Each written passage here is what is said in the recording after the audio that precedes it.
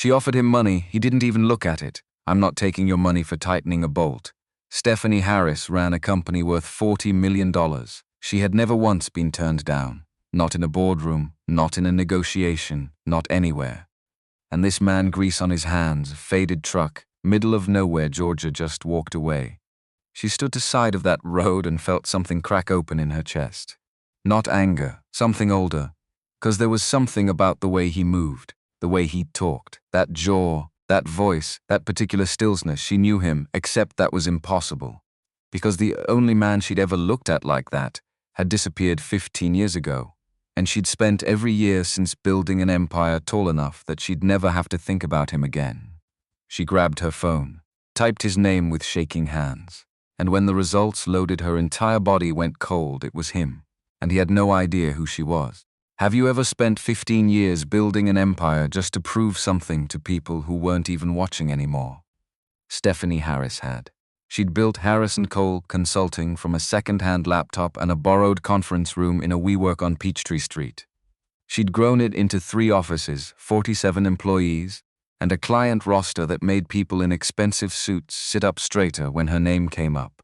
She'd done it without a safety net, without a mentor, without anyone handing her anything.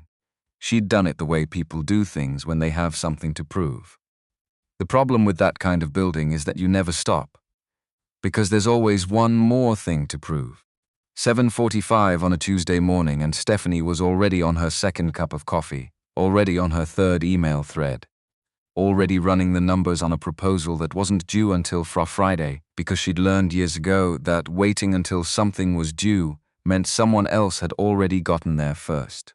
Her office was on the 23rd floor of a glass tower on Peachtree Center Avenue. Atlanta spread out below her like something she'd earned the right to look down at, which she had, technically, except looking down at it most mornings just made her think about how far there still was to go. That was the thing nobody told you about ambition. It didn't have a finish line. It just had longer and longer distances between the markers. Carol knocked twice before pushing the door open, which was her version of politeness.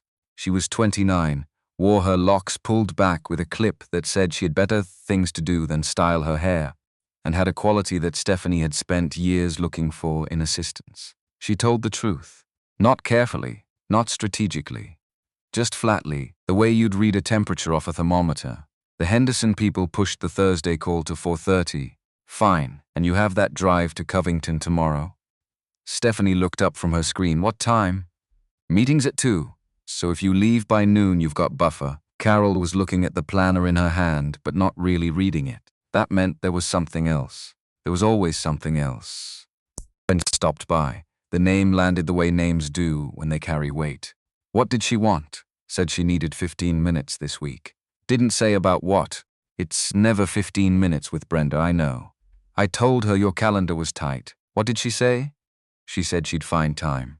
Carol finally looked up. Which means she'll create time whether you put it on the calendar or not. Stephanie set her coffee down. Brenda Wright had been with the firm for 6 years. She was sharp, well-connected, and lately had been having a lot of lunches she didn't mention. That last part was new. Brenda had always been a talker. When someone who talks stops telling you things, they're telling you something. Put her Thursday at 3. Before or after Henderson? Before. I want to know what she's doing before I talk to clients. Carol wrote it down.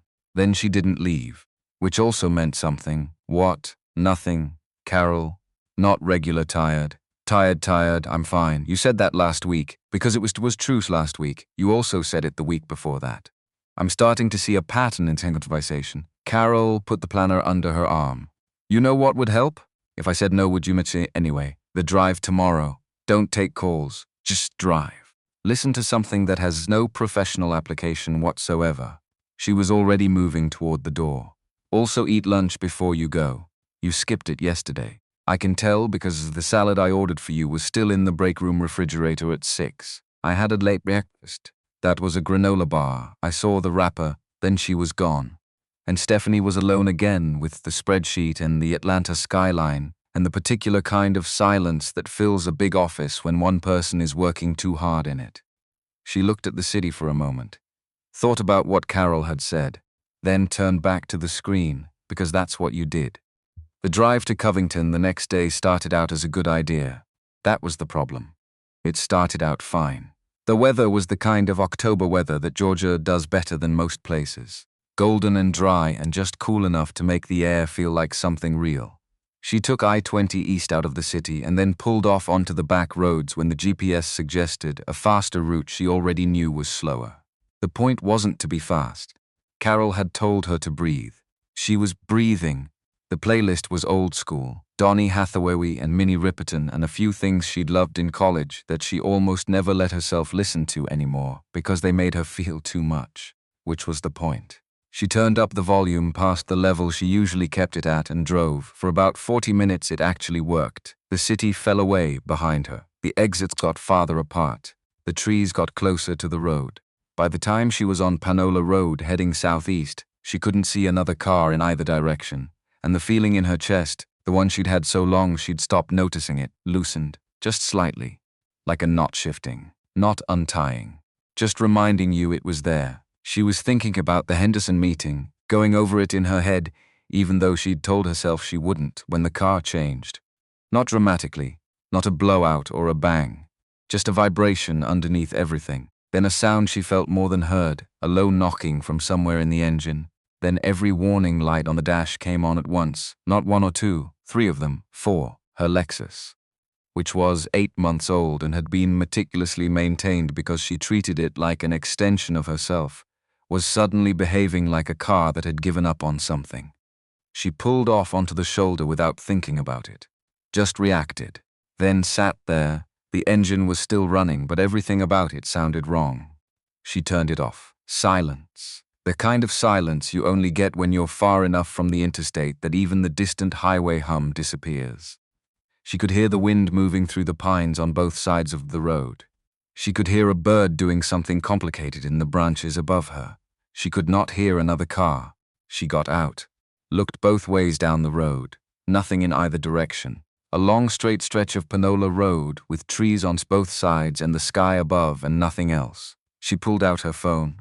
1 bar. She tried to call the roadside assistance number through the app and got through long enough to be put on hold, and then the bar dropped to 0, and when it came back it was just 1 bar again, taunting her. She tried Carol, call failed. She tried the office line, call failed. She stood by the side of her broken car on a road nobody was using and had a moment where she felt something she almost never let herself feel. Lost, not direction lost, something older than that. The kind of loss that happens when the thing you rely on most, yourself, your systems, your ability to handle every situation, quietly suggests that maybe it has limits. She leaned against the car, looked up at the sky. October blue, deep and cloudless. The kind of that doesn't care what's happening underneath it, she thought. This is actually the first time I've looked at the sky this week. Maybe this month, maybe longer, and then that's not normal. Is that normal? And then, no, Stephanie, that is not normal. The roadside assistance app finally connected enough to push through an automated message. Estimated wait time, 70 minutes, 70 minutes. She almost laughed. Almost. She walked slowly to the front of the car and looked at the hood the way non-mechanical people look at car hoods when they open them. Which is to say, she opened it and then stood there having no idea what she was looking at and feeling vaguely like she was pretending. She closed it again. Went back to the driver's door and sat sideways on the seat, feet on the ground, facing the road. Took her shoes off because they were heels and the gravel was uneven, and she didn't see the point of suffering for fashion in front of nobody. Watched a single cloud move across the top of the tree line, 15 years of 12-hour days. For this, she didn't mean the road, she meant the feeling.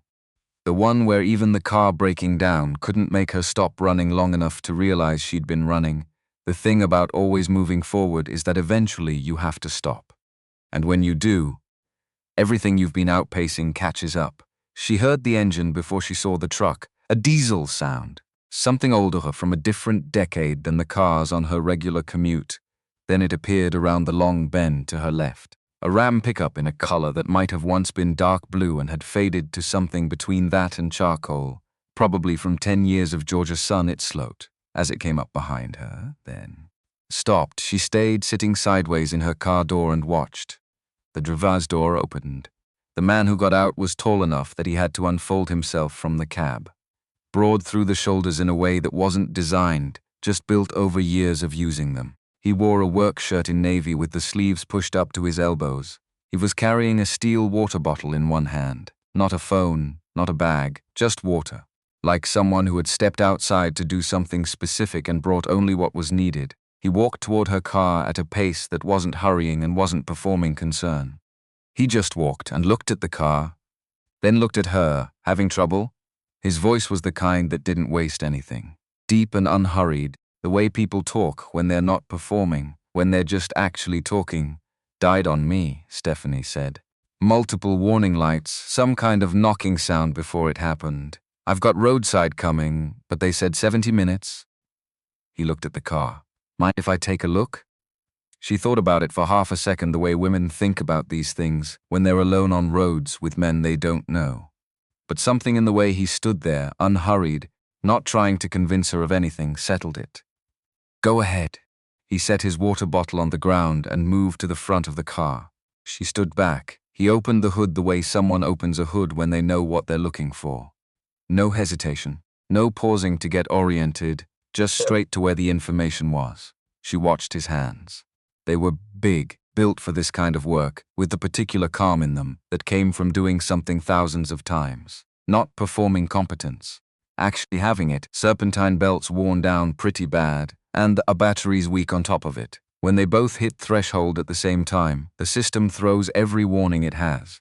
He didn't look up while he said this. Car still start? The engine was still running when I pulled over. I turned it off. Try it again. She got in and turned the key. It caught but didn't sound right. A thin, reluctant whine instead of the usual immediate start. He came around to the driver's window.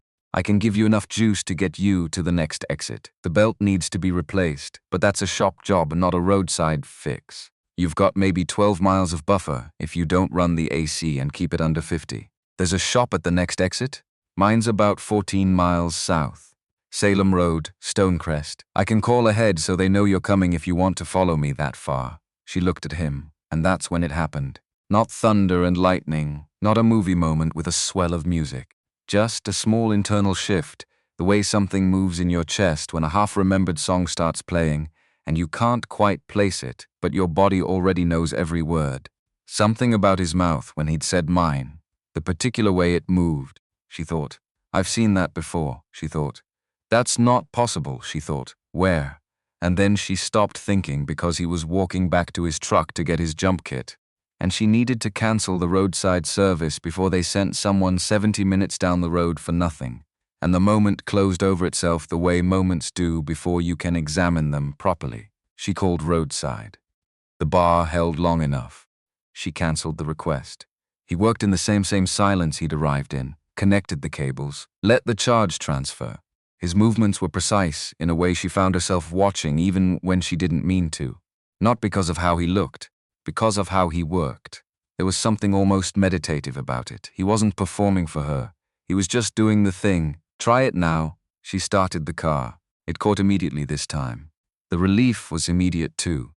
Followed quickly by the realization that she still had 40 miles to go and a meeting in 2 hours, and that she'd just had a better conversation with a stranger on the side of the road than she'd had with most people this month. She got out, reached for her bag, pulled out her wallet. What do I owe you? Nothing. You stopped, you used your equipment. I stopped because someone needed help on a road I was already on. He was disconnecting the cables, coiling them neatly. That's not a service call. She looked at him for a moment. Let me give you a card at least. If you ever need anything. She stopped, because he'd looked up.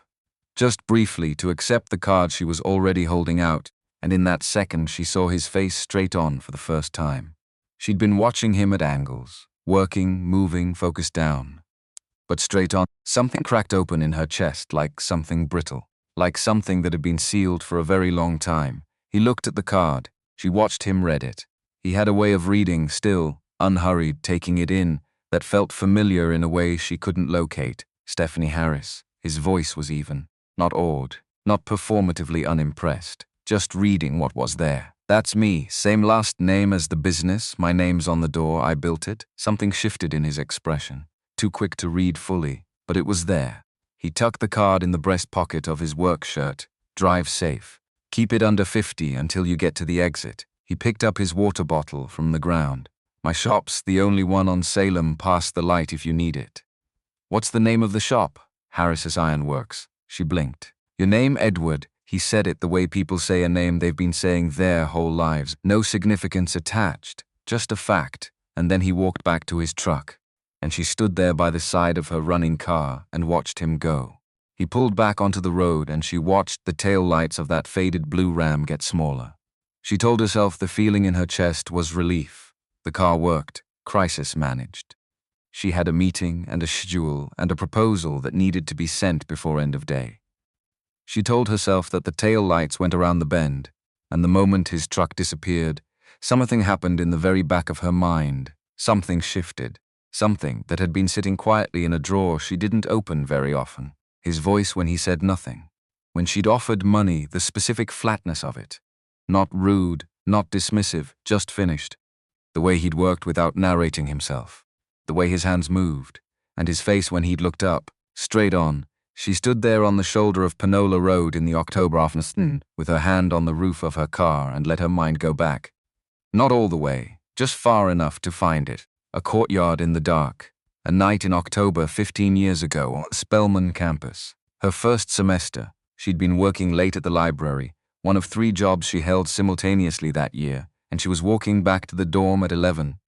Cutting through the parking structure behind Packard Hall because it was faster, because she was tired, because she didn't have the energy for the long way. 2 men had been in the shadows of the parking structure. She'd known immediately, the way women know, before anything happened. Her body had known. She'd slowed, then stopped, and they'd moved toward her in that particular way that is not subtle and is not meant to be subtle, and she'd felt the ground go out from under her. She'd been frozen, genuinely frozen. Not a metaphor, then a voice from the stairwell landing above. She's with me. 3 words. No aggression, no volume. Just complete certainty, the kind that doesn't need to raise itself to be heard. And then he'd come down the stairs, tall, broad. Work clothes even then, even as a college student, jeans and a hoodie that had seen a lot of use. The men had looked at him, then left. He hadn't touched her. He'd come down those stairs and he'd stood where he needed to stand, and that had been enough. He'd given her his hoodie because she was shaking so hard she didn't realize it until the warmth hit her. Toy, then in English, softer. Let's go. I'll walk you back. They'd walked to a dorm across the quad and they'd talked for hours. Sat on the steps outside the building until almost 4 in the morning. She'd learned that he was studying mechanical engineering at Morehouse, that he'd grown up outside of Macon with his father and his uncle, that he liked working with his hands because machines didn't lie to you, because if something was broken, it was broken, no ambiguity. She'd told him things she hadn't told anyone, that she was the first person in her family to go to a 4-year college, that she was terrified of failing because if she failed, there was nothing underneath her, that she wanted to build something with her name on it, so that nobody could ever look at her and calculate what she was worth based on where she'd come from. He'd listened, not the way people listen when they're waiting for their turn to speak. Actually listened. At 4 in the morning, he'd pulled a page from the notebook he'd had with him, written something on it, folded it in half and held it out to her. She'd opened it under the porch light of the dorm entrance. Don't let them tell you you're not enough. I see you. I see you clearly. She'd kept that piece of paper. That was the fact she hadn't let herself examine in a very long time. She'd kept it. She'd moved 7 times in 15 years and she'd kept it. It was in her desk drawer right now, in her office on the 23rd floor, in an envelope that she didn't open but didn't throw away. He'd told her he'd find her Monday in class. Monday he wasn't there. He was never there again. She'd asked a student who knew some of the Morehouse engineering kids. She'd gotten a third-hand answer, family situation. He'd gone home. She'd tried to find him twice after that. Once in the fall of her 2nd year when she thought she saw him across the quad and the bottom dropped out of her stomach. It wasn't him. Once the following spring when she'd had 3 days of courage and tracked down the Morehouse registrar and asked if they could help her find a student who'd left. They couldn't, and eventually she'd stopped. Because you had to. Because she was building something, and building something required looking forward, and there was no forward in a direction that ended at a closed door. She'd built her empire. She'd put her name on the door. She'd never stopped thinking about the man who told her she could. Not never. That wasn't the kind of admission she made easily. But tonight, standing in her parking garage in Covington after a meeting she didn't remember a word of, she could admit it, quietly. To herself, in the dark, she'd never entirely stopped. The hotel room was fine. She didn't notice it. She sat on the bed with her laptop open to a proposal she wasn't reading, and her phone showing a full signal for the first time since afternoon, and she typed his name into the search bar. Edward Harris. Stonecrest, Georgia. Auto Repair Harris Iron Works came up immediately. Website, Google Business Listing, a maps pin on Salem Road. 4.9 stars across 212 reviews. She scrolled through them. People wrote about him the way people write about someone they actually trust, which on the internet was rarer than it should have been.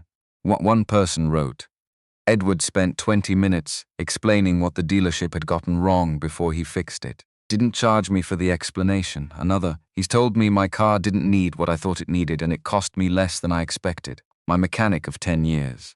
Another, simpler, honest man. She found his business Facebook page. Modest, infrequent posts. A photo of the shop exterior, clean, a worn but maintained little building with a hand-painted sign, a few posts about hours and holiday closings, and then a personal profile, public. A photo of a boy, maybe 7 or 8 years old. Dark-skinned like his father, wearing a backwards baseball cap, crouched on the driveway with a toy wrench applying it to the wheel of a bicycle with the complete seriousness of someone performing surgery. The caption said, Marcus says he's going to fix his own car when he grows up. I told him that's the plan. Another photo. The same boy a year or so younger, asleep in the passenger seat of what looked like the same truck, head back, mouth open, holding something small in his fist. The caption was just, long day for both of us. No woman in any recent photos, no mention of a partner in any of the captions she could see going back at least 4 years. 3 years ago, a post, just us two from here. Simple and followed by nothing, no elaboration. The kind of thing someone posts when they're telling the truth about something, and they don't want to explain it further. She stopped scrolling. Closed Facebook. Sat with her laptop open to the blank proposal for a long time. She thought about the boy with the toy wrench. She thought about a man who built a thing with his hands and put his name on it. She thought, we did the same thing, in different directions. We built the same thing and we never knew. She thought about the paper in her desk drawer. Then she thought about something else. The way he'd looked at her card. Not the way most people looked at it. The usual response was some version of recognition, either genuine or performed. She'd become very good at reading that recalibration. It happened almost every time he'd read the card, and then he'd looked at her, not at the card, at her, for just a moment. Too briefly for her to fully read, but she'd seen something move through his face. Quick, like a current running under still water. She didn't know what it meant. She thought she might need to find out. She didn't sleep before 2 in the morning. And when she did sleep, it was the thin kind, the kind where you're aware of dreaming and aware of the room at the same time. And in the dream, she was sitting on the steps of a building on a campus she hadn't been on in 15 years. And a voice was saying something she could almost hear. She was up at 5:30 without an alarm. Made coffee from the hotel machine, which was terrible, and drank it standing at the window, watching Covington come alive in the dark, the orange sodium lights on the main street, a truck pulling in and out of a gas station across the way. She picked up her phone, typed, Harris Iron Works, hours, open at 7. She looked at the time. 5:43, she thought. I'm not going to do this, she thought. This is insane, she thought. I have a 9 o'clock call and a 12 o'clock lunch with Henderson people and 17 emails that went unanswered yesterday. She texted Carol. Something came up. Can you push the 9 o'clock? Carol responded in 4 minutes. To when? 11 if they knoon. Long pause. Then, done. Do I want to know? No, another pause. Then, okay. Eat breakfast. Stephanie put the phone down, picked it up again. There was a deli on the route. She'd passed it coming in. Good coffee, real coffee. Not the hotel machine, and probably something better than a granola bar. She grabbed her blazer, and then she stood there for a moment in the doorway of the hotel room. Because here was the truth. She didn't know if he remembered her. That was the thing underneath everything else. He had been one night in her life that she had never let go of, quietly, secretly, in the way you hold things when you can't explain them to anyone else. But she had been one night in his life too. That might have been all. She stepped out. pulled the door shut behind her, drove south through the Georgia dawn, and did not know what she was going to say, which was the most terrifying thing she had felt in a very long time, and the most alive. She almost turned around twice, once at the junction where Salem Road split off from the county route, when she suddenly thought, he won't remember. He's going to look at me and see a woman whose car he fixed and wonder why she drove 40 minutes with coffee to say thank you. He's going to be polite and confused, and she was going to have to stand there and be a person who had driven 40 minutes with coffee to say thank you, which is very strange, and then also explain why, which was impossible. She almost turned around, but she didn't. And once more right before the turn, when she passed a produce truck heading the other way, and had a sudden irrational thought that she should follow it instead, which was the thought of a woman who was genuinely scared for the first time in a very long time and was looking for any available exit. She didn't follow the truck. She turned onto Salem Road. Harris Iron Works sat at the corner of a block that had the particular character of old Georgia commercial strips. A hardware store, a barber shop with a pole that still turned, a nail salon that had clearly once been a different kind of business. 3 bays, all closed still at this hour, the overheaded doors the dark green of old paint. A hand-lettered sign above the entrance, Harris Iron Works, and below it in smaller letters, established 2009. We fix it right or we tell you why. She parked across the street. Sat in the car for approximately 1 minute, which felt like 12. Then she picked up the coffee, got out and crossed the road. The door to the office was unlocked. A bell rang when she pushed it open. Inside, fluorescent light, a small waiting area with 4 chairs and a coffee table with magazines that were genuinely old. Behind a desk, a woman about her age was sorting papers with the methodical energy of someone who had been here many hours and didn't resent it. Help you? I'm looking for Edward.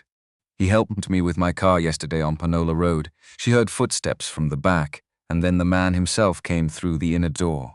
He was wiping his hands on a red cloth. He'd changed out of yesterday's work shirt into a different one, same style, same unhurriedness. He looked at her, stopped. Not the big dramatic Hollywood stop, just a small pause. An extra half-second before he continued moving. You made it to Covington.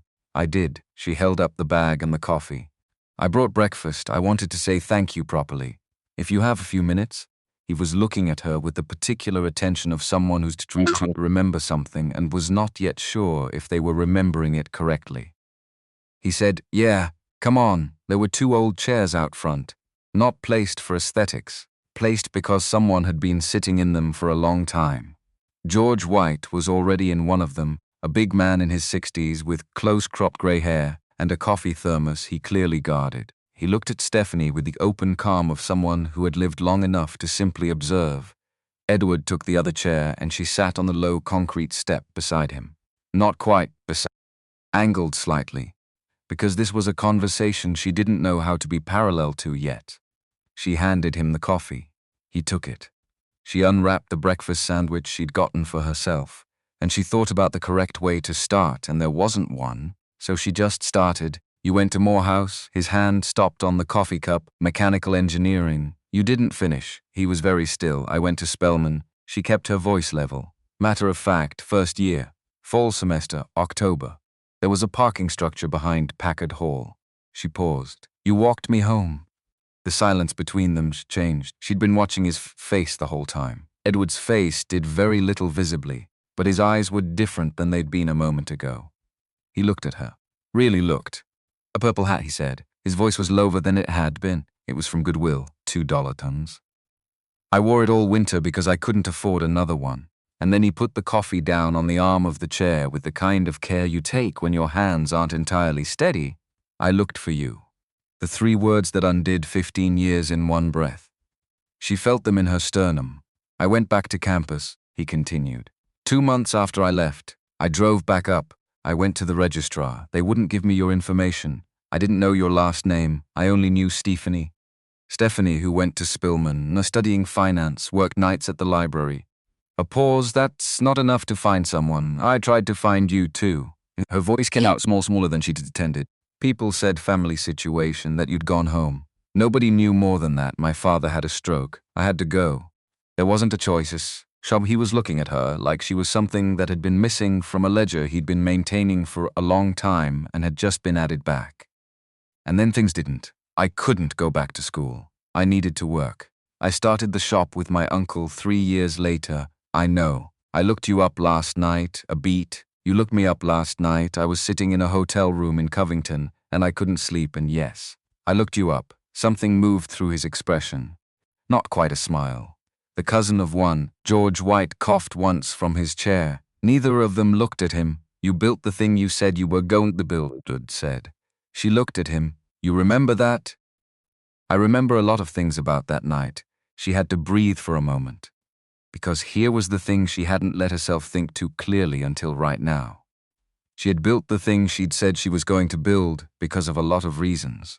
Because she was stubborn, because she was talented, because she had something to prove, all of those. But also because at 4 a.m.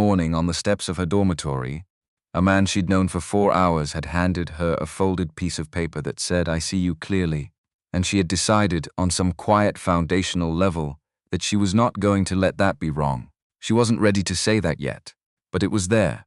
I kept the note, she said instead. The one you wrote. I still have it. She watched him absorb that. George White made a very small sound that might have been a word and might have been just a sound, and she did not look at him, and neither did Edward. I wrote 2 of them, Edward said. I tore the page in half, kept one. He was looking at her steadily. Same thing, different handwriting from yours. I'd know mine from 15 years ago. She stared at him. He had kept the other half of the same page. For 15 years. In whatever drawer or box or wallet belonged to a man who built things with his hands and raised his son alone and told people the honest truth about their cars. The knot in her chest that had been shifting since yesterday loosened. Just a turn. Just one, but she felt it, and she knew, sitting on that concrete seat in the October morning with bad hotel coffee and a breakfast sandwich and George White pretending not to listen, that she was not going to turn around and drive back to Atlanta. Not yet, maybe not for a while. 2 weeks, that was how long it took for Denise to stop asking who Stephanie was when she walked through the door. By the 3rd visit, she just said, "He's in Bay 2, without looking up from her desk, which was either a sign of acceptance or a sign that she'd seen enough to stop being curious. Stephanie had decided not to examine which one. Some information was better left uncollected. The visits didn't have a schedule. That was the thing that surprised her most about herself. Stephanie ran her entire professional life on a calendar that was blocked in 15-minute increments, color-coded by urgency, synced across 3 devices. She did not do things without planning them. She did not show up places without knowing exactly what she intended to accomplish when she arrived. And yet Salem Road on a Tuesday, because she happened to be working remotely and the coffee in her apartment tasted wrong. Salem Road on a Friday afternoon because a meeting ended early and the drive back to Atlanta suddenly seemed like the wrong direction to go. Salem Road on a Wednesday around noon with a bag of food from the sandwich place she'd found 3 exits past the interstate. The one with the hot sauce on the counter, and the R&B playing through speakers that had seen better years. She always told herself it was just the drive. She mostly stopped believing that by day 9, the rhythm of it settled into something she didn't have language for.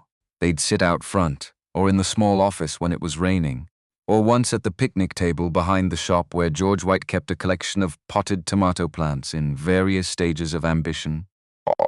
They talked about his work, the kind of cars people brought him, the interesting problems and the heartbreaking ones, the engines that had been neglected past the point of easy saving. About her work, the specific texture of being responsible for 47 people's livelihoods. What it felt like to be in a room where you were the smartest person and the only black woman, and the only one who knew both of those things were true, and had decided to treat neither as a problem.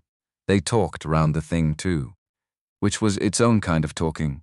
There was language in what they didn't say, in the pauses that ran a half-beat longer than they needed to, in the way his attention would settle on her when she was saying something ordinary, like he was listening to more than the words. She'd caught herself doing the same to him, listening to the way he chose what to include and what to leave out. She'd spent 15 years in rooms where people overshared strategically, weaponized their vulnerabilities, manufactured intimacy for leverage. Edward did none of that. He offered things when they were relevant and was quiet when they weren't, and never seemed to be calculating the effect. It was disorienting. Good disorienting. The kind that makes you aware of a room temperature you'd stopped noticing. Marcus came by the shop on Fridays after school. 8 years old, small for his age in a way that seemed temporary rather than fixed, with the particular intensity of children who process the world by taking it apart rather than accepting it whole. He arrived the second Friday. Stephanie was there and looked at her with the straightforward assessment of someone who had not yet learned to make the assessment less visible. "You're the car lady. I'm Stephanie. Dad said you had car trouble. I did." He fixed it. A pause. Marcus was looking at her bag. Not subtly. "What's in there, Marcus?" Edward's voice from somewhere in the bay, just his name, just once. Marcus looked toward the sound, then back at the bag. "I was just asking." "There's an extra sandwich," Stephanie said. "If you want it." The assessment ran again. Faster, this time. "What kind, turkey?" "Pickles." "The good hot sauce is the hot sauce, the red bottle or the orange bottle?" Red, a nod, satisfied. He sat down on the bench near the office door with the proprietary ease of someone who owned this place in a way that had nothing to do with paperwork, which was essentially accurate, and she handed him the sandwich, and that was that. Edward came out 20 minutes later and looked at his son on the bench. Start at Stephanie and at the empty sandwich wrapper on the ground between them, and something moved through his face. Not the surprise she might have expected. More like the expression of someone watching a numberland that they'd been hoping for, but hadn't let themselves count on. He said nothing about it, which was, she was beginning to understand, his way of saying quite a lot. The third Friday, Marcus arrived with a question about the shop wall. Inside Bay 1, Edward had mounted a large laminated diagram of a V8 engine and its connected systems. It was clearly old, the kind of technical illustration from a manual from 2 decades back, but detailed, labeled, every relationship between parts indicated by lines and arrows. Marcus had stuck small colored dot stickers on several components, the system he used to mark things he was curious about.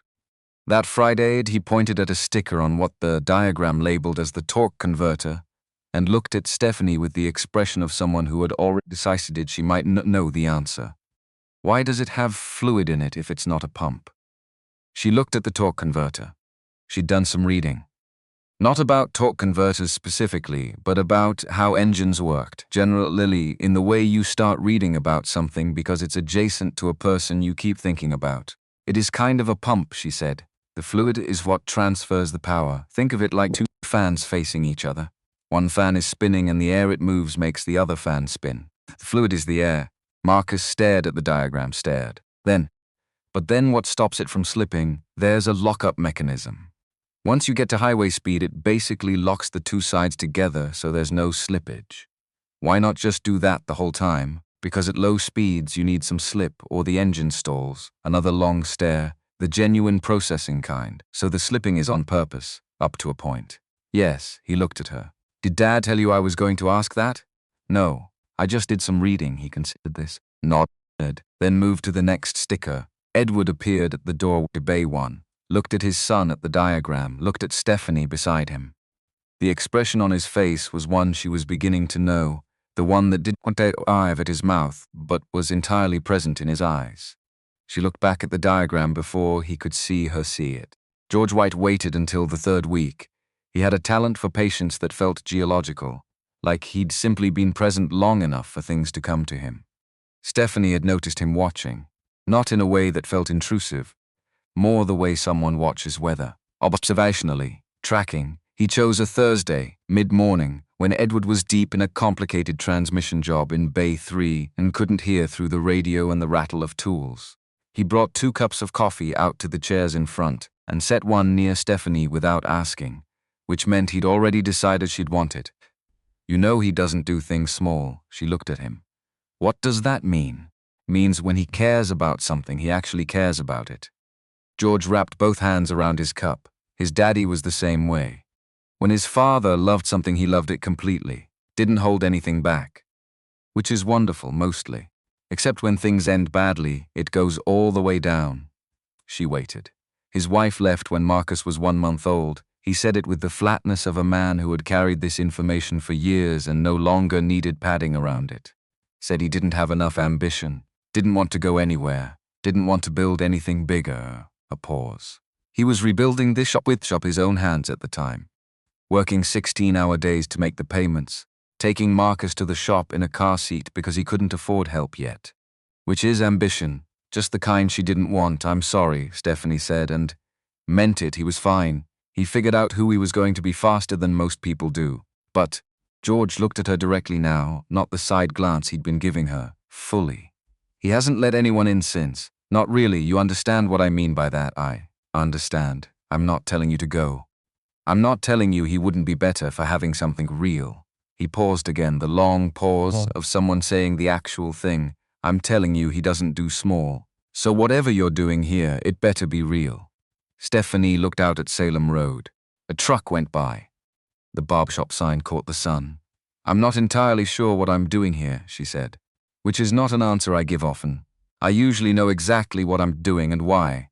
That's the first thing you've said that I fully believe. But I know it's real, she continued. Whatever real means in this situation. I know it's not professional interest or charitable impulse or some kind of. She stopped herself. I knew him 15 years ago, one night. And I kept a piece of paper he wrote on. For 15 years, in my desk drawer. That's not nothing. George was quiet for a moment. Then no, that's not nothing. He drank his coffee, she drank hers. The radio inside was playing something old and unhurried. He kept the other half of it, she said, almost to herself. The same paper. He tore it and kept half. George nodded slowly, like he'd suspected something and now it had been confirmed. He didn't ask what paper, he didn't need to. He stood up, taking his cup. All right then, and went back inside. And that was the whole conversation. Which turned out to be enough. What George didn't tell her, what he'd never told anyone, was that the night after Stephanie had first appeared at the shop with coffee, he'd sat with Edward on the back porch and asked one question. He'd asked, you remember that girl from Morehouse, the one you talked about that one time? Edward had gone very still. George had stood up and gone inside, and he'd known, right then, before Stephanie ever came back a second time or a third time, that this was not going to be a small thing. Because Edward had gone still in the specific way of someone trying to conceal something they'd been containing for a very long time. The text from Carol arrived on a Monday at 7:12 in the morning. Brenda's meeting with the board is Thursday. Not your board, the advisory board. I found out from Kenneth in finance, who found out from someone in her assistant's calendar. Then a second message immediately after. She's not proposing a restructure. She's proposing a new entity. Separate LLC takes the corporate consult division with her. Stephanie read it twice. Then set the phone face down on her kitchen counter and made coffee. Okay. Think Brenda had been with the firm since the beginning of the growth phase. She'd helped build the corporate division, had genuine relationships with some of the anchor clients, had the kind of institutional knowledge that took years to replicate. A split wasn't just a power move, it was a threat with teeth. If she took the corporate consulting relationships with her, the firm lost not just revenue but the specific architecture of trust that Stephanie had spent years building with those clients. Trust that was attached to the firm's methodology, not to any individual. She picked up the phone, called Carol. Who's on the advisory board this cycle? 7 members, 2 are Brenda's direct relationships, 3 are yours, 2 are neutral. Has she already talked to the 2 who are hers? Based on the calendar I can see, yes. Last week, and my 3? I don't know. That's why I'm telling you now. Stephanie was already calculating, not panicking. She'd learned a long time ago that the gap between panic and calculation was where most people fell, and she'd learned to live in the calculation with the panic locked outside. She could hear it knocking, she just didn't open the door. I need direct calls with all 3 of my advisory members today if possible. Don't put it on the calendar in a way that announces what it is. Client check-in. I'll try for 2 today, 1 tomorrow, and pull the client list for the corporate division. I want to know which relationships I've touched directly in the last 12 months, not just Brenda. I'll have it by noon. She hung up. Looked at her phone. She'd built that division. It was hers. Not legally, not on a document anywhere, but in every meaningful sense. The methodology was hers. The original clients were relationships she'd made. The thing that Brenda wanted to separate and take away wasn't a department. It was a significant piece of the architecture of something Stephanie had built with her own hands, the same way Edward had built his shop. The parallel landed quietly. She pushed it aside and called the first advisory board member. The calls took most of the day. She didn't tell Carol that 2 of her 3 advisory members had already heard from Brenda. She figured that out on her own from the texture of the conversations, the slight delay before certain answers, the way one of them said, "You know, we're all big fans of the whole firm," as if trying to signal something without committing to it. She filed that information and kept going. By 4 in the afternoon, she had what she needed. 2 of her 3 were solid. The third was waiting to see. The 2 of Brenda's were committed. The 2 neutrals were exactly that. It would come down to presentation and data, and who made the cleaner argument to the people who were still deciding. Brenda had a head start of at least a week. At 4:15, when she'd cleared the last call and was sitting in the quiet of her office with Atlanta outside the windows doing its late afternoon traffic thing, she did something she hadn't planned. She called Edward, not Carol, not her attorney, not the friend from her MBA program who was always available for strategic conversations. Edward's on the second ring. She could hear the shop behind him, a distant radio, the compressed air sound of a tool somewhere. Hey, she didn't have a preamble. Someone's trying to take a piece of what I built, a short pause. Tell me, so she did. Not all of it, not the board numbers and the client percentages and the legal implications. The shape of it, the fact of it, the particular feeling of watching someone who had been inside your walls turn and use what they'd learned there. He listened the way he always listened, completely. Without the half attention she'd learned to expect from people who were processing what they wanted to say while she was still talking. When she finished, "What are you going to do?" "Win." That's not the question. The question is how to do it without burning everything down in the process. What does burning it down look like? Going directly at her. Making it personal. Giving the board story about conflict instead of a story about the firm. So don't make it about her. Make it about the work, about what the division is and where it came from and why separating it costs more than it gains. She was already thinking through it as she said it. Make it factual. Let her argument be the one that sounds like ambition, and mine be the one that sounds like stewardship. He was quiet for a moment. Then, "You already know how to do this." "I do. So why are you calling me?" She looked out the window. A plane was crossing above the skyline, blinking slowly. "Because talking to you is the one thing today that didn't cost me anything to do. Because I've been in professional performance mode for 9 hours and I needed to be somewhere that doesn't require the performance." What she said was, "Because I wanted to." And he said, "Okay, just that. Okay." And somehow that was exactly right. The Thursday meeting with the advisory board lasted 2 hours and 40 minutes. She wore the blazer, cream, structured, the one she'd had made rather than bought. Because she'd learned that the difference between wearing something and wearing something well was whether it was meant for your body specifically. She wore earrings that had belonged to her mother, gold hoops, old and slightly irregular because they were made by hand somewhere her mother had never told her, and she'd never pushed. She did not bring a presentation. Brenda had a deck. 43 slides, which Stephanie had obtained from Kenneth in finance, who had obtained it from someone on Brenda's team, who had not been particularly careful with the file, which was the kind of mistake that happened when you were confident you'd already won. Stephanie had looked at the deck once, memorized what she needed to know from it, then set it aside. She didn't counter Brenda's argument point by point. That would have made it a fight, and fights were what Brenda had prepared for. She talked about the firm instead. About the specific moment the corporate division was created, sitting at a folding table in the first office, which had been a 2-room rental above a print shop on Edgewood, sketching out the service structure on a legal pad at 11 at night. About the methodology that made the division work, which was proprietary not because it was patented, but because it lived in the way her team had been trained to think. About the clients who had stayed through the hard first year, not because of any individual relationship manager, but because of what the firm was as a whole. She made it a story, not her story, the firm's story, and then she set 3 pages of client retention data on the table. 3 pages, not a deck. 3 pages with numbers she could speak to without looking, and let the board members who were still deciding do the arithmetic themselves. Brenda's voice was controlled, the specific control of someone managing their own position.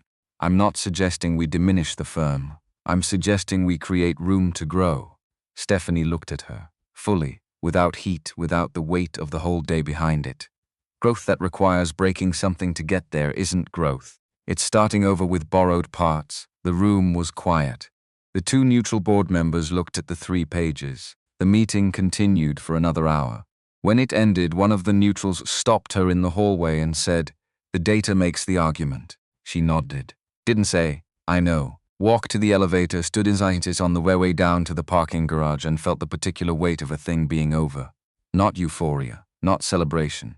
The specific heavy relief of a thing that needed to be done being done. The way you feel after you've been holding something heavy for a long time and someone finally takes the other end. In her car, in the garage, she sat for a moment. Then picked up her phone. "Carol, how did it go, Stephanie?" "Fine." "Carol, that's what you say when it went well and you don't want to celebrate yet, Stephanie, correct?" "Carol, I'm getting takeout. There's a container with your name on it in the break room tomorrow." Then she scrolled and called Edward. This time he was home. She could hear it in the background, the particular quiet of a house that has a child in it, the low sound of something on television somewhere, the specific quality of an 8-year-old's footsteps, which was distinct from adult footsteps in a way she couldn't have articulated, but could recognize. "It's done." She leaned her head back against the headrest. "For now, what happened?" "I told a story instead of having an argument." "It worked. Did you know it would work?" "I had a 70% confidence it would work, which in my business is about as close to certain as you get."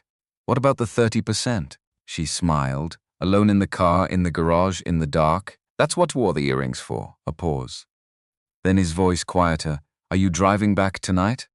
She looked at the garage wall, at the fluorescent tube above her car that flickered slightly and had been flickering for probably 2 years, at the concrete pillar with the yellow stripe around its base. She thought, "I could be on Salem Road in 40 minutes. She thought, "Marcus is probably doing homework. George is probably on the porch." She thought, "I want to be there more than I want to be in my apartment," which was new information I was going to, she said carefully. "But it's late. Marcus asked about you at dinner." She stopped. "He asked if you were coming Friday. He has another question about the shop wall. Apparently he's been saving it. What's the question?" "He won't tell me. Says it's for you," she laughed. "The real one. The one that caught her off guard." "I'll be there Friday, I know," he said. And somehow that was the most unsettling thing he'd ever said to her. Not because it was presumptuous, because it was true and he knew it, and she knew it, and neither of them had found a way to talk about what it meant yet. But the word was there, settling into the space between them like something that had found its right place after a long time of being slightly off. She found out what George White had said to Edward, not from Edward, but from the quality of a Tuesday morning when she arrived unannounced. She'd driven out without texting first, which had become less unusual over the past 2 weeks, and walked through the shop door to find Edward in a conversation with George near the coffee machine that stopped when she came in. Not guiltily, just stopped in the way conversations stop when the subject walks into the room. She looked at Edward, he looked at her, and then he said, "You want to sit outside? I've got 20 minutes, which was fine. Except when they sat down there was a different quality to him, not worse, not closed, but like someone who had been thinking about something for several days and had arrived somewhere with it, wasn't sure how to begin. She waited. Because she'd learned with Edward you didn't push. Not because he was withholding, but because he organized his thoughts before he offered them, and interrupting the organization just meant you got something less accurate. "My uncle told me what you said." About the paper, she absorbed that.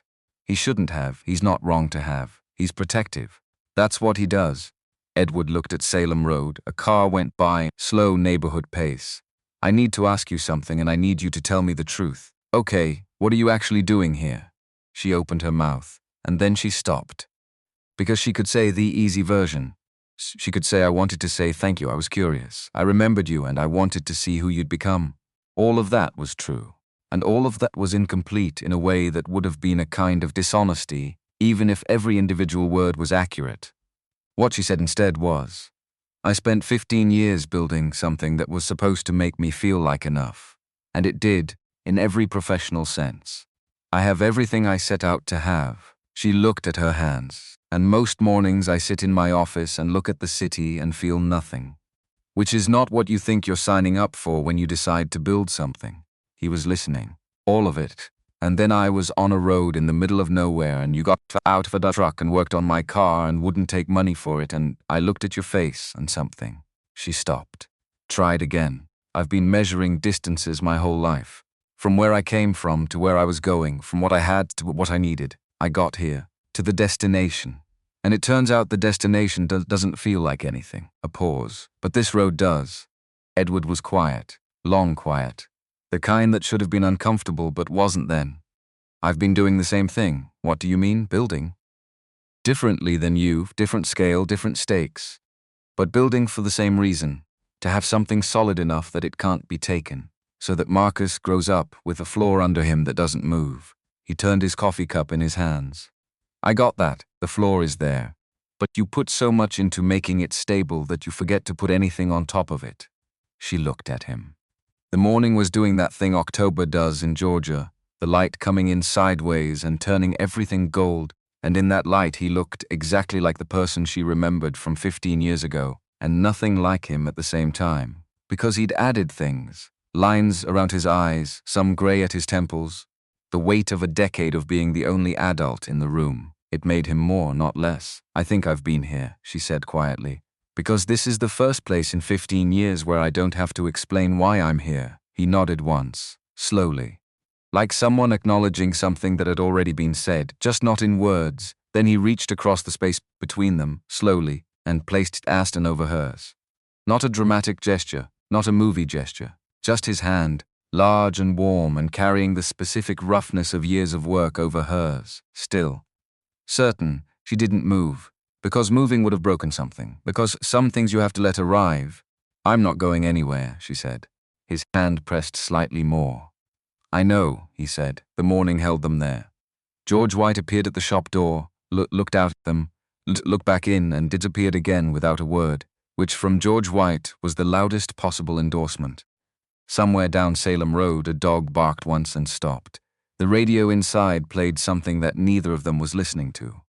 And the thing that had been shifting and loosening and working its way toward the surface for 3 weeks finally broke through into the open air and just sat there between them, visible at last, which was not an ending but a beginning of the kind that changes everything that comes after it. 3 days later, Brenda Wright called. Not emailed, called. Stephanie let it go to voicemail, listened to the message once. Brenda's voice, controlled, the specific control of someone managing their own position. I think we should talk about what's next. For both of us. She forwarded it to her attorney, then to Carol with a note, handle intake. I'll decide whether to respond after I see what she actually wants. Carol wrote back, she wants to not be irrelevant. Text wrote back 12 seconds later, sorry. That was editorial. I'll handle intake. Stephanie put the phone in her bag and drove south on the interstate toward a coffee shop she'd found between Atlanta and Stonecrest, the middle ground one that made good pour-overs and had the kind of background noise that let her think. She had her laptop open. She had 3 open projects, an email that needed a response, and the bones of a new service framework she'd been building in the margins of other work for 5 weeks. The framework had started as an idea she'd had driving home from Salem Road one evening. Something about what the corporate consulting division actually did when it was working well, the specific value it created, and why that value was hard to replicate if you stripped it from the whole firm. She'd started writing it down for the board presentation, and then kept going after the presentation was won, because the thinking was interesting separate from the strategic purpose. She'd been doing that more lately. Thinking past the immediate purpose. Following an idea because it was interesting rather than because it served something specific. She hadn't done that in years. She thought about Marcus and the torque converter, about the slipping being on purpose, about how you needed the imprecision at low speeds to keep the whole thing from seizing. Some things, she thought, you couldn't lock down until you were already moving. Some things required the slip. And then she opened the document and typed for 20 minutes without stopping, and when she looked up, the coffee was cold, and she didn't mind at all. 3 months is long enough to learn someone's rhythms, the specific way Edward moved through his mornings. Coffee first, always black, always easy if he spoke to anyone including Marcus, which Marcus had accepted as a law of nature the way children accept household laws that predate their understanding. The way Edward stood when he was thinking about a difficult job, one hand on his hip and the other at his jaw, completely still in a way that looked like inaction but wasn't. The particular sound his truck made pulling into the driveway at the end of a day, which Stephanie had learned accidentally one Friday when she'd been inside helping Marcus with a school project about simple machines and had looked up from the kitchen table, knowing it was him before she consciously registered the sound. That last one had surprised her most. Not because it happened, because of how fast it happened, 11 weeks in and she'd learned the sound of his truck. The way you learned the sounds of a place you actually live in, not a place you visit. October had moved into November, and November had done what November did in Georgia, cooled everything down into something with actual weight to it, the air going dense and serious, the light shortening. She'd started bringing a jacket to Stonecrest.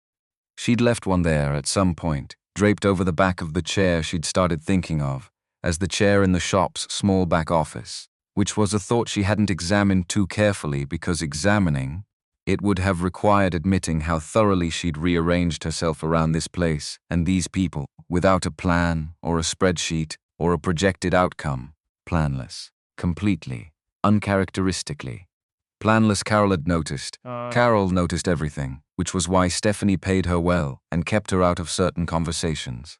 The service framework Stephanie had been building in the margins of other work had become, without her entirely intending it, an actual document. 40 pages, structured. The kind of thing that had a table of contents and appendices and a section labeled implications for organizational structure that read, if you were paying close attention, like a quiet argument for why a company like hers didn't need to be centralized in a single city to do its best work. She hadn't shared it with anyone. It sat in a folder on her desktop labeled Q4 Planning, which was both accurate and not particularly accurate. She worked on it some mornings at the pour-over coffee shop between Atlanta and Stonecrest. She worked on it some evenings in her apartment when she couldn't sleep. She worked on it on a Tuesday afternoon sitting in the back office of Harris Iron Works while Edward was in the bay with a transmission job that was going to take most of the day, and Marcus was at school and George White was out front doing his weather watching and the shop radio was playing something from the 70s that she was fairly sure she'd heard at every cookout she'd attended between ages 6 and 18. She worked on it, and she didn't ask herself what she was going to do with it, until she did. The answer, when it came the way answers come when you've been circling them long enough. Not as a decision, as a recognition. The thing she was building on paper was already happening in practice. She was already spending more time in Stonecrest than her calendar officially acknowledged. She was already routing her thinking through conversations that happened on a bench outside a repair shop rather than in conference rooms with whiteboards. She was already, in every way that mattered, operating from a different center of gravity than the one her Atlanta office represented. The document wasn't a plan. It was a description of what was already true. She just needed to make it official. She saved the file, closed the laptop, looked out the window of the back office at the bay where Edward was working, visible through the small rectangular window in the interior wall, his back to her, bent over something with the total focus he gave to things that deserved it. She thought, I need to show him this. Not yet. But soon. I need to tell him what it means. Because the document without the conversation was just strategy, and she'd had enough strategy.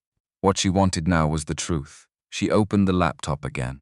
Kept working. Outside, George White watered his tomato plants with the seriousness of a man who understood that some things required consistent attention over a long period of time and couldn't be rushed or optimized or restructured. She watched him through the window for a moment. Thought about the kind of patience that required. Thought about the fact that she'd spent 15 years being very good at the kind of work that produced results in quarters and fiscal years, and was only now learning the kind that produced results in seasons. Marcus came through the back office door at 3:45, dropped his backpack on the floor without ceremony, opened the mini-fridge under the counter, found nothing he wanted, closed it, and looked at her laptop screen with the directness of someone who had not yet learned that reading over someone's shoulder was considered impolite. What's that? A work document. What kind? The kind about where work happens. He considered this. Like an address? More like a philosophy, he thought about that. Is the philosophy that you should work here? She looked at him. 8 years old, backwards cap. The question delivered with the complete absence of subtext that was either very simple or very complicated, and she wasn't sure which. Something like that, she said. He nodded, picked up his backpack, went to find his father. And Stephanie sat in the back office of Harris Iron Works on a Tuesday afternoon in November, and felt, for the first time in longer than she could precisely locate, like she was exactly where she was supposed to be. The Saturday before Thanksgiving, Marcus's team had a game, end-of-season tournament, which Coach Donna Datzatten had been referencing for 3 weeks with the intensity of someone preparing for actual stakes, which as far as 8-year-old recreational soccer went it was not, but which Steffi had learned was beside the point. The point was not the stakes. The point was that Marcus had decided to care about this specific thing, which meant the adults around him cared too, which was the correct order of operations. She drove out early, earlier than she needed to. She told herself it was to get a good parking spot, which was a lie her brain apparently found plausible enough to allow. The field was at an elementary school about 2 miles from the shop.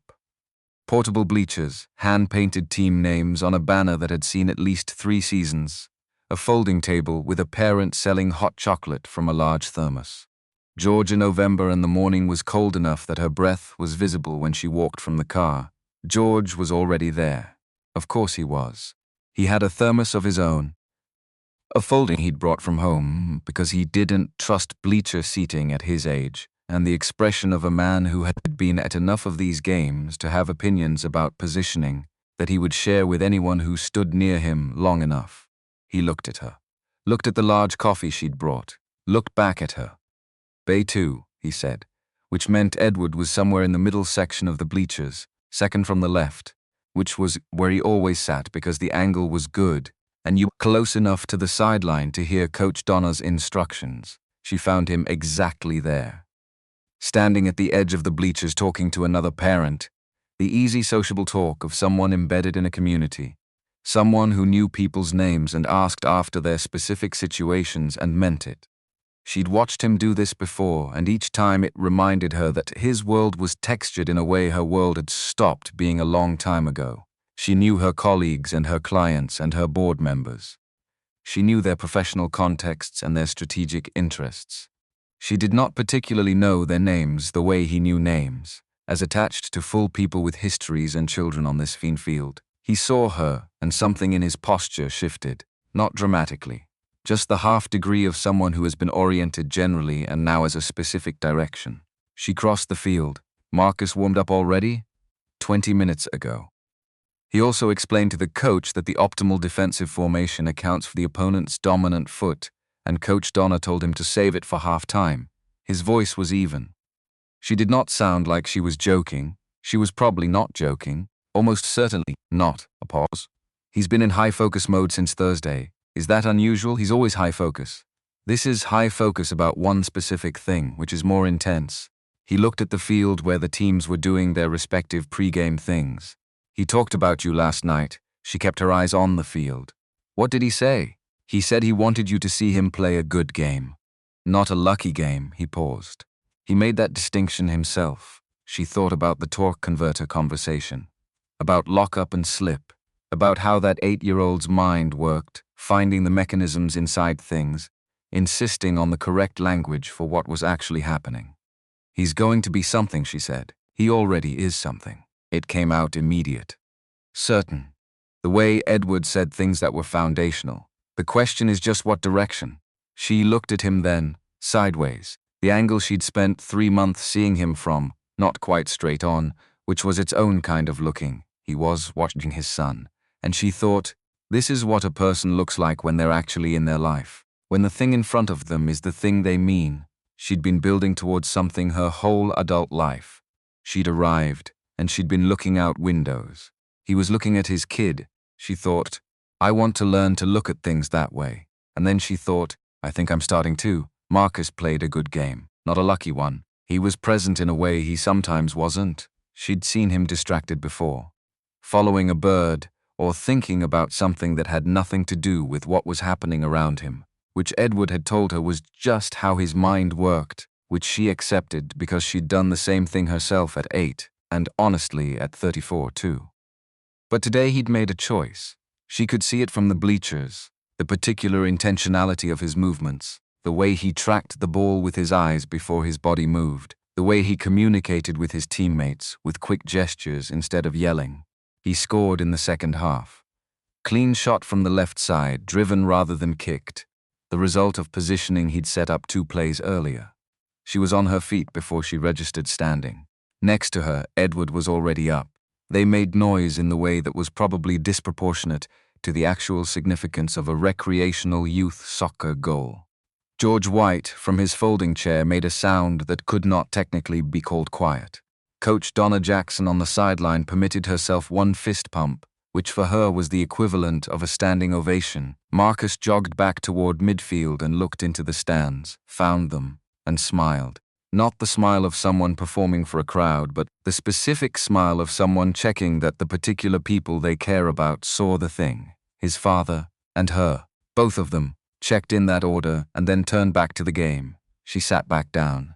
Her shoulder was against Edward's. Neither of them moved away. After the game, Marcus came off the field carrying his shin guards in one hand and a juice box in the other, sweaty and satisfied in the way of someone who'd done a specific thing they'd set out to do.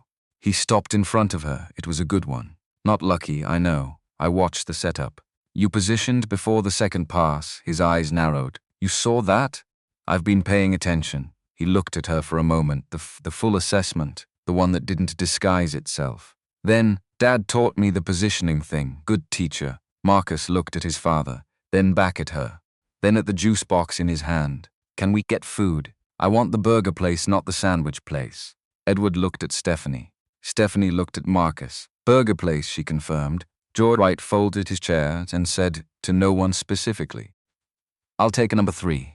The burger was loud and warm and slightly chaotic in the way of restaurants that have been feeding the same community for decades and have stopped pretending otherwise. The menus were laminated and the booths were red vinyl, and somebody had taped a handwritten sign to the condiment station that said, Please don't move the ketchup, and the ketchup had been moved. Marcus ate with the total commitment of someone who had genuinely exerted himself and required immediate replenishment. He also explained to the table, between bites, his theory of why the other team's goalkeeper had a tell when she was going to dive left. George said, Edward said, Eat something, Stephanie said. What was the tell? Which was incorrect because Marcus then spent 11 minutes explaining the tell in more detail than any of them had clearance to process. But his eyes were bright the whole time, and his hands moved when he talked, tracing trajectories on the table with a French fry. And she listened to all of it, and asked one clarifying question that she genuinely wanted an answer to, and watched him figure out the answer while he was explaining it, which was the best kind of watching. Edward caught her eye across the table. He didn't say anything. He didn't need to. There was a whole conversation in that look. Something about the fact that she'd asked the clarifying question. Something about the fact that Marcus was explaining goalkeeper tells to her at a burger place on a Saturday, and it was obvious to everyone including Marcus that she was actually interested. Something about what that meant about who she was to them now, and what kind of adjustment that was from who she'd been to them 3 months ago. She looked back at him and thought, I need to show him the document, not yet, but soon. She showed him the document on a Wednesday evening, 3 weeks later. She'd driven out after a long day, not a crisis day, just a long day. The kind where everything went fine and nothing particularly interesting happened, and the apartment at the end of it felt like a very large, well-appointed nothing.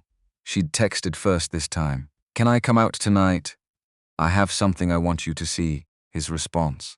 Marcus is at my cousin's. George goes to bed at 9, dinner's already made.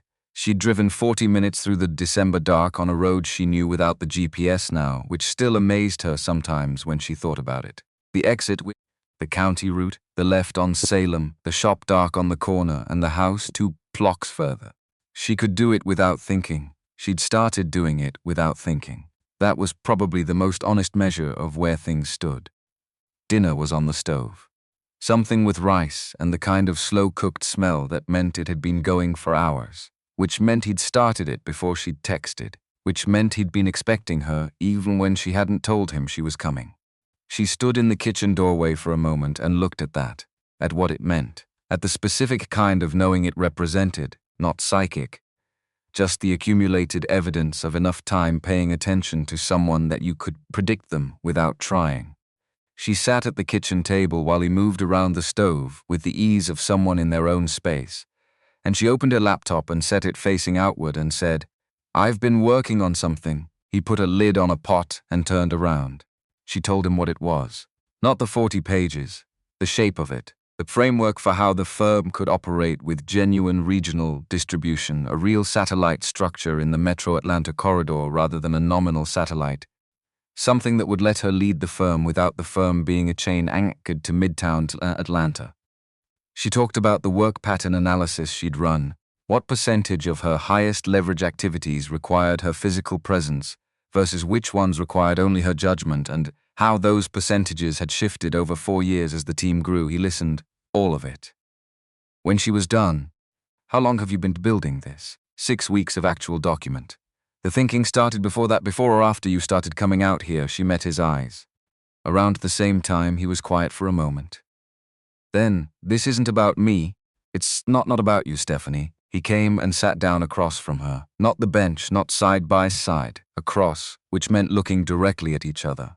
"I need you to tell me this is a good business decision, independent of whatever's happening between us. Because if it's not, and you do it anyway, and something changes between us, you've made an irreversible professional decision for a personal reason that didn't hold." She held his gaze.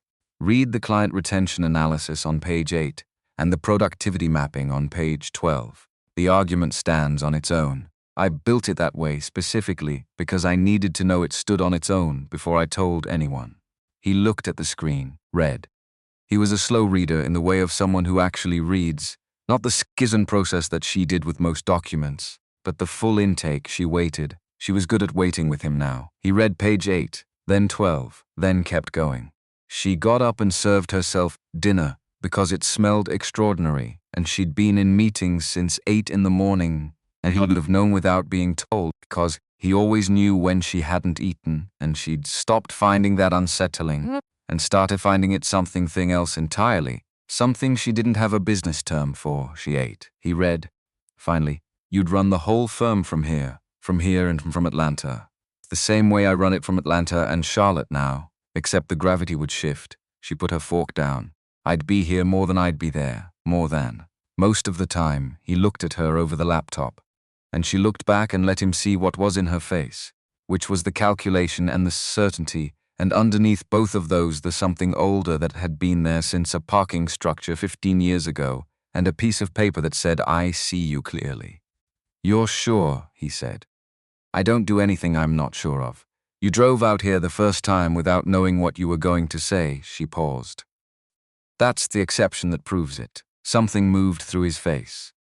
The something she'd been learning to read, the expression that didn't quite make it all the way to a smile but was the thing that came before one. He closed the laptop. "Stay for dinner," he said. "You're already eating my dinner, stay.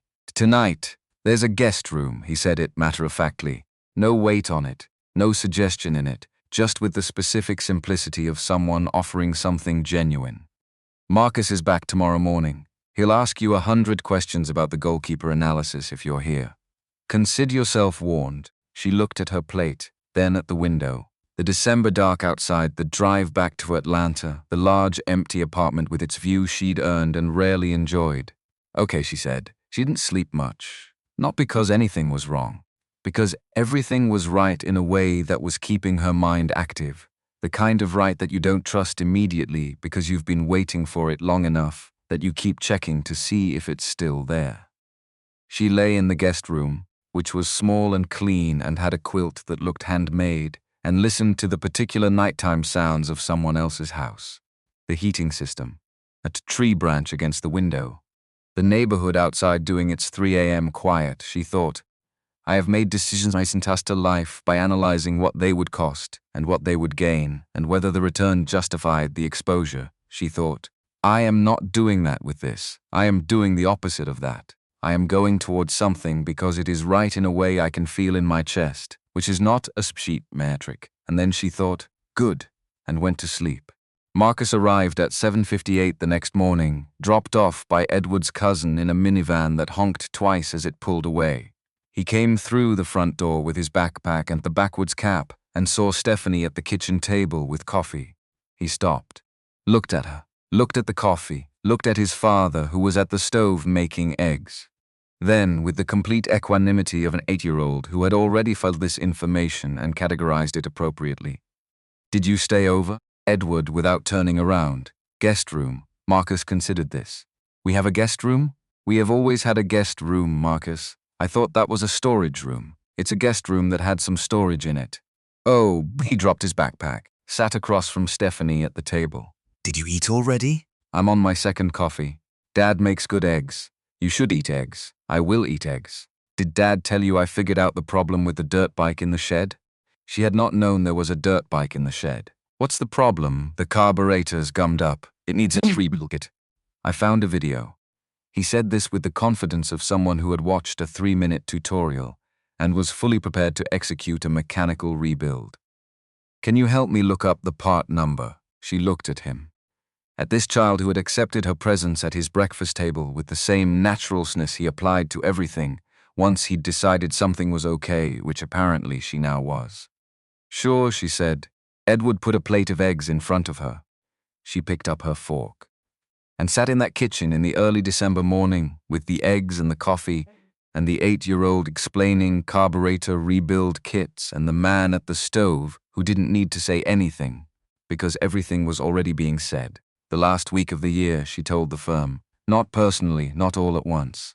Carol helped structure the communication, which was a memo with data and a transition timeline, and a section labeled "What Doesn't Change," which was longer than the section labeled "What Does." She told her senior team first, in a call that she dreaded slightly, and that turned out to be 45 minutes of questions that were mostly logistical, and one moment from the head of operations, a woman named Yvonne, who had been with the firm since year 2, who said, "I wondered when you were going to do something like this," which was not the response Stephanie had anticipated, which was exactly the kind of response you got when you finally made a decision that the people around you had been waiting for you to make. The advisory board received it in writing. Brenda received it in writing too. Not a special conversation, not an explanation, just the same information everyone got, which was a kind of respect in its own way. Brenda replied 4 days later with a 1-line email. The structure makes sense for where the firm is going, which was the most Brenda Wright would ever give, and was, in its own carefully measured way, an acknowledgement. Carol forwarded it to Stephanie with no comment except a single period.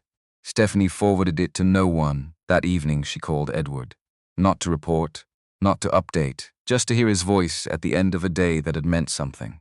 He answered on the first ring, which he'd started doing without comment, which was itself a kind of answer to a questions neither of them had officially asked. "It's done," she said.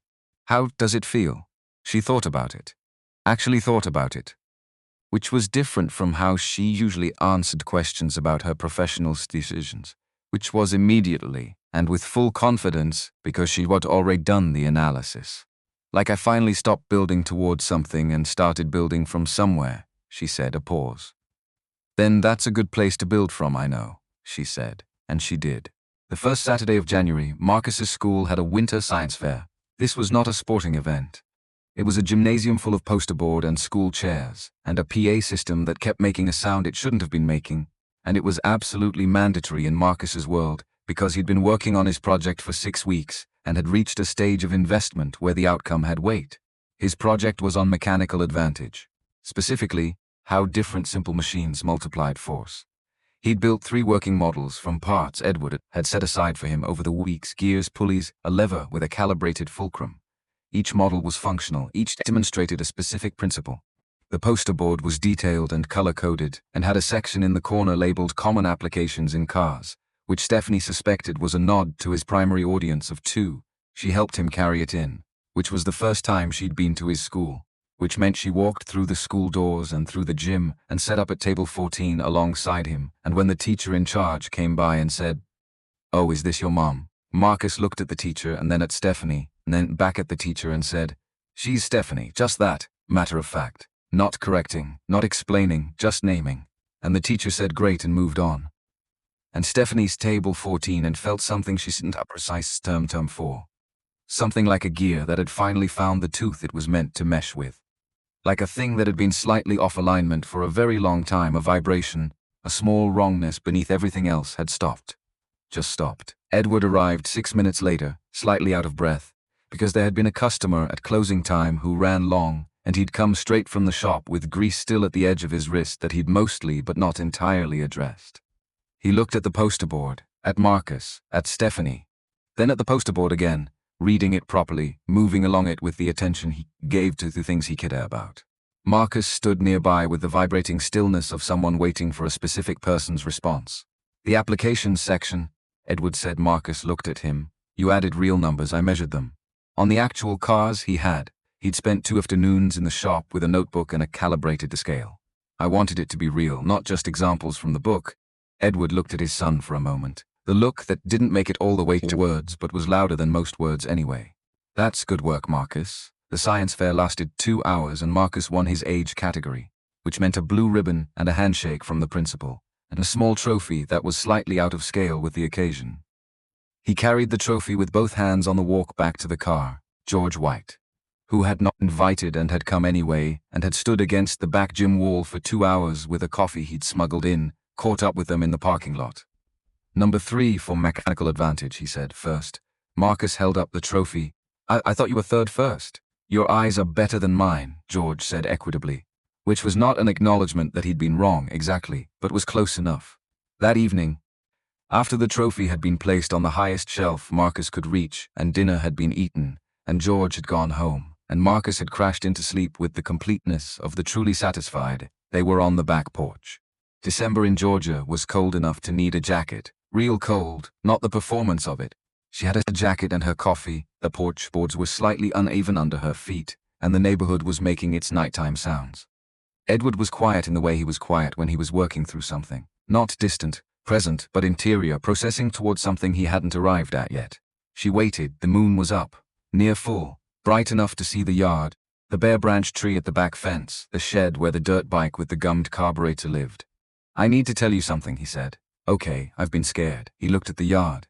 Not of you. Not of this. Of the version of this that goes wrong. I have a very specific fear of the version where everything seems right and then something breaks and Marcus is the one who pays for it, because he's 8 now. He understands now. Which means if something breaks now, he understands that it broke. She kept her eyes on the yard. I know, she said. He looked at her. I've been doing the same thing, she said. Not for Marcus's reasons. Because I've spent so long being entirely self-contained that going all the way forward feels like dismantling something I built to survive. Even when I don't need it to survive anymore, the cold moved between them. Neither of them moved, Stephanie. His voice had changed, lower, more settled, the voice he used when he'd gotten to where he was trying to go. I'm 37 years old and I have loved exactly one woman in my life, and she left and I spent 7 years deciding that was probably the right number for a person like me. He turned toward her fully. And then you were on the side of Panola Road. She couldn't speak, not because the words weren't there, because they were all there at once. And I'm not scared of you, he said. I'm scared of how much I want this to be what I think it is. Because when something matters that much, the fear is proportional. He looked at her steadily, the same look he gave to things he was serious about, engines and his son and the truth. But I'm more tired of being scared than I am scared, she looked at him. At this man who had built something with his hands and raised a child alone and kept half a piece of paper for 15 years and said exactly what he meant without performance. It is what you think it is, she said. And I'm not going anywhere. A pause. And if it goes wrong, which it won't, Marcus will know it was real, which is more than most people get. He reached across the space between them. She met him halfway, and that was the truest climax of the 4. Not the loudest. The one where 2 people who had been building toward something from opposite directions finally stopped the building and just stood in it together. The cold held them there. The yard was dark and the shed was dark, and somewhere in the neighborhood a light was on in someone's kitchen window, just a square of yellow in the black, the evidence of someone else's life continuing at a normal pace. She looked at that light for a moment, thought about all the years she'd been the person in the lit kitchen, working late, building something, alone in the illumination of her own effort. She thought, I don't want to be that window anymore. I want to be on the porch, in the dark, with someone worth standing next to. She turned back to Edward. He was already looking at her. I love you, she said. Not a declaration engineered for impact, Just the fact, said plainly. The way you say something when you've been carrying it long enough that keeping it in has started to cost more than letting it out. He didn't look away. Didn't pause for effect. Just said it back the way he said everything that was true. I've loved you since you were 18 years old, sitting on those dorm steps, talking about what you were going to build. His voice was steady and unhurried and certain. I didn't know your last name and couldn't find you, and I thought eventually it would fade. It didn't. She looked at the yard, at the bare tree, at the light in the neighbor's window, at the shed with the dirt bike that needed a carburetor rebuild kit that she still hadn't gotten the part number for. At all of it. At this specific collection of ordinary things that had somehow become the coordinates of the life she actually wanted. Say it in the present tense, she said. The corner of his mouth moved. I love you, Stephanie. The cold night held them. The neighborhood was quiet, and somewhere inside the house, on the highest shelf Marcus could reach, a small plastic trophy with a blue ribbon caught a little of the hallway light and glinted, and that was enough. That was exactly enough. And neither of them needed anything more than what was already right the air on that porch in the January Georgia dark. February came. Valentine's Day arrived with the cheerful indifference of a holiday that doesn't adjust its schedule for people who are still figuring things out. Stephanie had not celebrated it in any meaningful way in approximately a decade. This year she was at a soccer field. Marcus's team had a training session that Coach Donna had scheduled without consulting the calendar.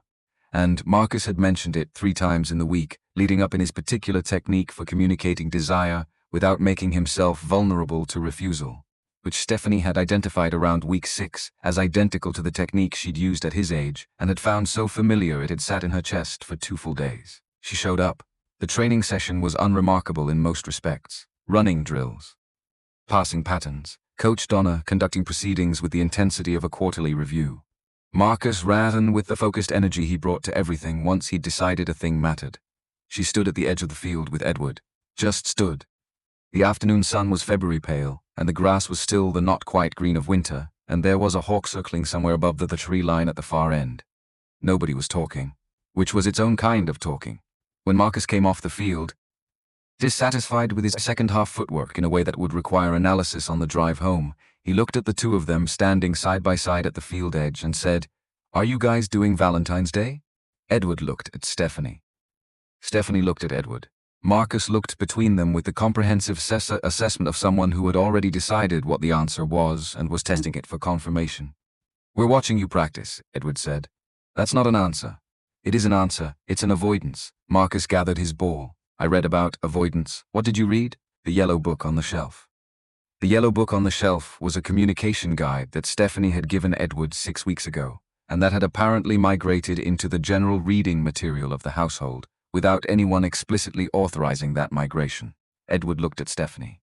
She kept her expression neutral. "We're going to dinner Friday," Stephanie said. "The place on the square in Covington." Marcus considered this. "Can I come? It's a school night," Edward said. That wasn't the question. He looked at Stephanie. "Can I come? Maybe next time. Friday's for grown-ups." Marcus evaluated this. "What do grown-ups talk about?" "Terrible things," she said. "Business metrics and property taxes." He looked disgusted. "Okay, I don't want to come." He walked toward the car. George White, from his chair at the field's edge, said, "Smart kid," and she thought, yes, he is. And she thought, I want to know him for a long time. I want to watch what he becomes. I want to be one of the people he looks up into the stands to find. She already was. Dinner Friday was the place on Sewer Square, warm and candlelit, in the way of restaurants that have been doing what they do long enough to be good at it without trying. She'd been there once years ago with a client, and had thought it was good and had never gone back because there had been no occasion. She went back now, for no occasion except dinner with a person she wanted to have dinner with. That was new. Not intellectually new. But actually being in it was different from understanding the category, which was a difference she kept discovering.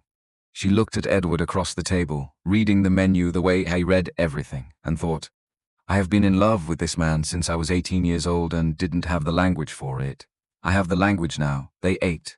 They talked about Marcus and the carburetor kit that had arrived and was sitting in the shed waiting for a weekend. About the framework document and the first month of the new structure and how it was working, which was better than projected, and not because the projections were wrong, but because the thing she hadn't been able to quantify in the document was the energy she brought to work when work wasn't the only thing. About George White and his tomato plants, which had survived the winter in a small greenhouse he'd built himself from scavenged materials, and about which he was insufferably pleased. They talked the way two people talk when they've run out of things to perform and have nothing left but the actual conversation. Which was the best kind.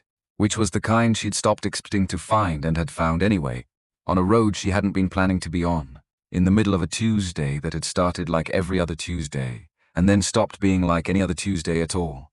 At the end of the meal, while the restaurant was doing its end of evening quieting down around them, he reached across the table and put his hand over hers. Not the bench gesture from weeks ago, that careful first contact. This was different, easy.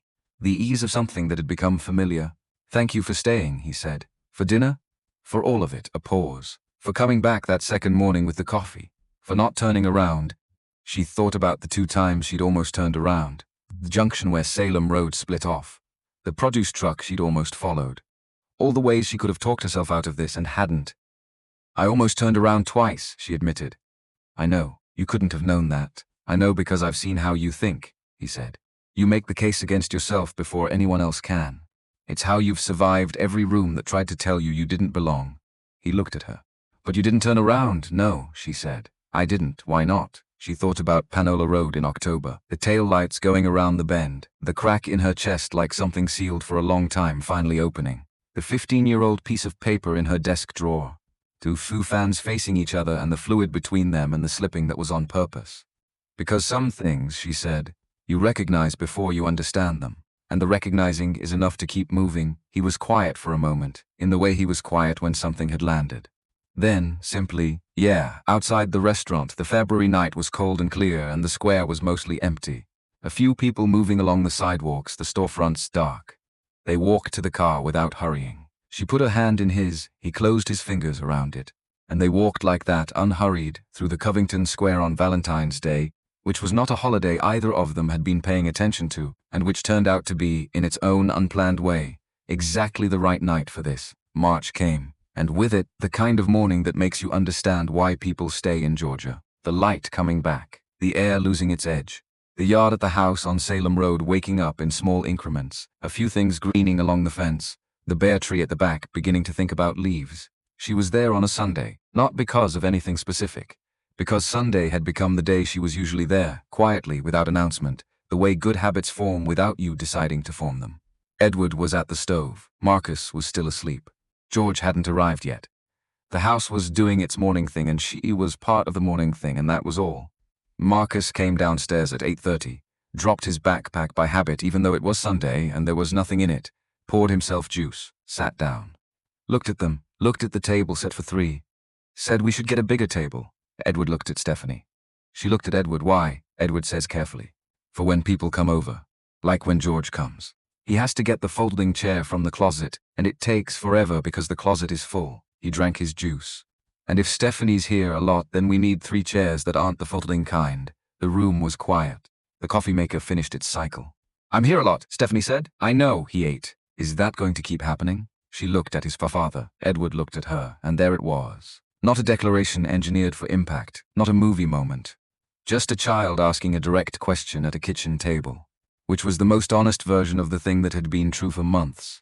And 2 people looking at each other across that table with enough history between them to know the answer without needing to calculate it. "Yes," she said. Marcus nodded, satisfied, as though she'd confirmed something that had already been filed and categorized and only needed the verbal notation for the record. "We should get a bigger table this weekend," he said. Okay, Edward said. Marcus finished his juice. "Do I have pancakes? If you make them." Can Stephanie help? She stood up. She went to the stove and helped him make pancakes in a kitchen that had a ring on the table from a mug set down without a coaster years before she ever walked into it. In a house on Salem Road in Stonecrest, Georgia, on a March morning when the light came in through the kitchen window at the angle that made the whole room go gold. Some things don't have a moment when they become real. They just are real quietly, while you're doing other things, while you're making pancakes, while you're explaining torque converters to an 8-year-old who asks better questions than your board members, while you're sitting on a porch at midnight listening to a neighborhood you've learned the sounds of, while you're driving a road you know without the GPS now, 40 minutes between 2 parts of a life that have stopped feeling like separate things. She'd spent 15 years building something substantial and true. She didn't regret any of it. The empire was real and hers, and she'd fight for it, which she'd already proven. But an empire you look out from is not the same thing as a life you're inside of. She knew the difference now. Not because someone told her, because on a road in October with one bar of signal and a car that had decided to stop, a man she'd known for one night 15 years ago got out of a truck and worked on the problem and wouldn't take money for it. And when she looked at his face straight on, she felt something shift in her chest that she'd been missing since she was 18 years old and hadn't had the language to name.